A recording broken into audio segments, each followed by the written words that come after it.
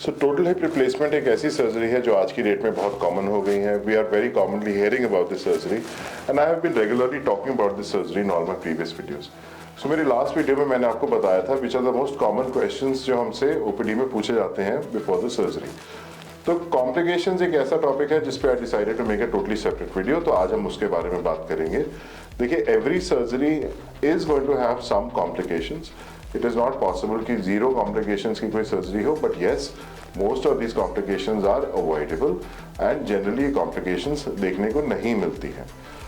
तो इसके साथ हम आगे चलते हैं और इन कॉम्प्लिकेशंस के बारे में बात करते हैं. नमस्कार, मैं डॉक्टर गौरव खेरा. मैं एक सीनियर कंसल्टेंट ऑर्थोपेडिक सर्जन हूँ. मैं जॉइंट रिप्लेसमेंट करता हूँ at Apollo Spectra hospital which is there in Karol Bagh, new Delhi. So what are the common complications? These are intraoperative complications and postoperative complications. Intraoperative complications मतलब जो during the surgery complications हो सकती हैं. Postoperative complications जो surgery के बाद हो सकती हैं. अब intraoperative complications में क्या होता है? First complication होती है which could be fractures. Now this is as a result of poor bone quality of the patient. आप एक सिचुएशन इमेजिन करिए जिसमें हम हड्डी को काट के उसके अंदर इम्प्लांट डाल रहे हैं और इस इम्प्लांट में हैमर किया जा रहा है. अगर बोन बहुत पतली होगी या ऑस्टियोपोरोज बोन होगी तो उसमें बोन फटने के चांसेस रहते हैं या फ्रैक्चर होने के चांसेस रहते हैं. ये कॉम्प्लिकेशन कभी कभार देखने को पड़ती है because AVN is a condition जो कई बार ओल्ड एज में होती है. Osteoporosis is becoming very common these days. Lot of old patients are coming with osteoporosis. And how do we manage this? We can of course we fix the fracture. We have different kind of implants जो हमारे पास हमेशा OT में available होते हैं. हमारी team हमेशा prepared होती है to manage such complications and we just have to change the type of implant and this complication is very easily manage. Post operative period में जिनके साथ कभी कुछ ऐसी प्रॉब्लम हो जाएगा सर्जरी के दौरान, तो उस पीरियड में इन पेशेंट्स की हम वेट बेयरिंग डिले कर देते हैं so that the fracture heals a bit and then we start proper weight bearing. Second complication is bleeding. See, bleeding again the surgical approach is changing. As the surgical approach is changing, हमारे incisions वो अलग हो गए हैं, soft tissue handling हमारी अलग हो रही है, हमारा approach to the joint वो change हो गया है. Secondly, pre-operatively हम काफ़ी सारी investigations कराते हैं where we rule out any bleeding disturbances in the patient. ये bleeding disturbances rule out करने का main purpose यही होता है कि intraoperative कुछ as such bleeding ना हो. Plus we use certain methods, जैसे we use cauteries and all to prevent any bleeding from happening, and again it is pretty much taken care of.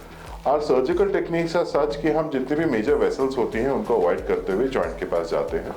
So definitely chances of bleeding has been cut down very considerably as our surgical techniques are advancing. Then other intraoperative complications are instability of the implant. Now instability of the implant means कि implant जैसे हमारा लगा तो वो implant unstable नहीं है और ball socket से बाहर आ रही है.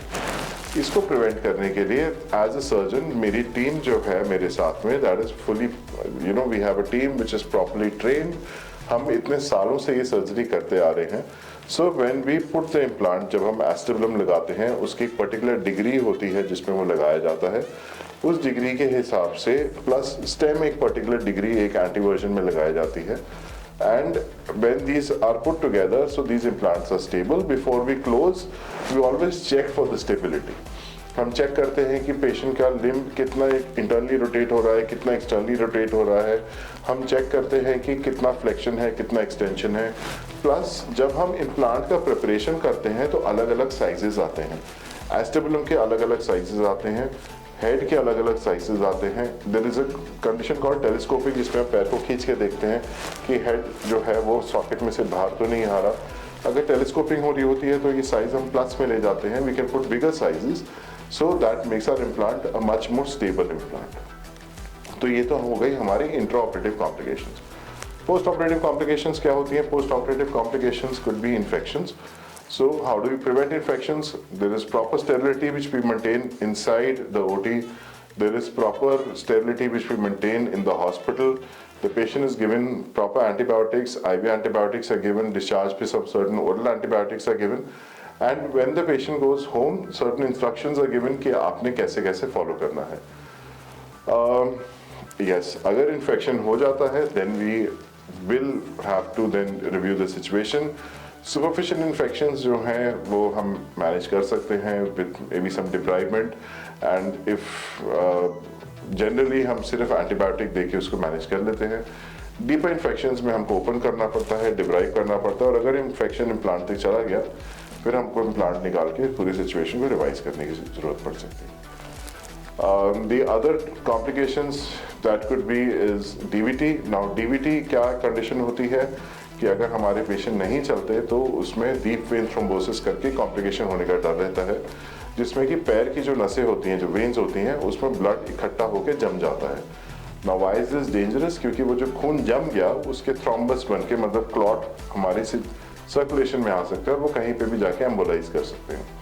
How do we prevent this? हम पेशेंट को जल्दी चलाते हैं। पेशेंट्स मेरे से बार बार पूछते हैं, सर आप पहले दिन ही क्यों चलाने के लिए हमारे पीछे पड़ जाते हो? This is to prevent DVT from happening. हमारा पेशेंट जितना जल्दी मोबिलाइज होगा उतने डीवीटी के चांसेस कम होते हैं। सेकेंडली, हम पेशेंट्स को ब्लड थिनर्स पे डालते हैं। मेरे जितने भी पेशेंट्स हॉस्पिटल में एडमिटेड होंगे तो इंजेक्टेबल ब्लड थिनर्स चलते हैं, जब वो घर जाते हैं तो ओरल ब्लड थिनर्स चल रहे होते हैं, and this is basically to prevent complications of DVT from happening. Then the other complications that we can see, which generally are not seen, could be a limb length discrepancy, जिसमें पैर छोटा बड़ा होना। Again, this is extremely rare, जो ये तभी होता है अगर पैर पहले से बहुत छोटा हो एंड हमारा इम्प्लांट हम कितना भी लगा लें पूरी लेंथ हम वापस लेके नहीं आ सकते।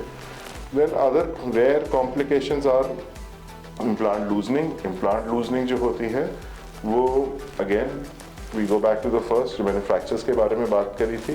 तो अगर बोन क्वालिटी बहुत ज़्यादा खराब होगी तो इम्प्लांट लूजनिंग होने के चांसेस रहते हैं। जनरली अर्ली लूजनिंग, मतलब immediate with in the first few months की लूजनिंग सीमेंटेड इम्प्लांट्स में नहीं होती, बिकॉज सीमेंटेड इम्प्लांट्स हमारे सीमेंट के साथ बहुत अच्छे से फिक्स होते हैं।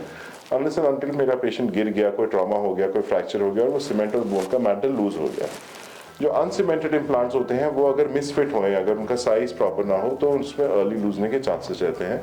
बट अगर हम लेट की बात करते हैं 15 साल के बाद, तो 15 साल के बाद generally that's where these uncemented implants don't go loose so easily. एक बार बोन फॉर्मेशन हो जाती है, within 6 to 8 weeks bone formation हो जाती है, इम्प्लांट का प्रॉपर ग्रिप आ जाती है बोन के ऊपर 6 से 8 हफ्ते में, तो उसके बाद ये अनसीमेंटेड इम्प्लांट्स जनरली इतने आराम से लूज नहीं होते, अनलेस एंड अनटिल कोई इन्फेक्शन हो जाए या कोई ऐसी प्रॉब्लम हो।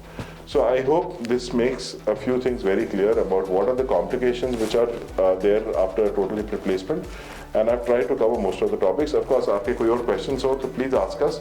आप comments में डालिए and I'll try to answer all your questions. Thank you. For more information, contact Dr. Khera's Wellness Clinic.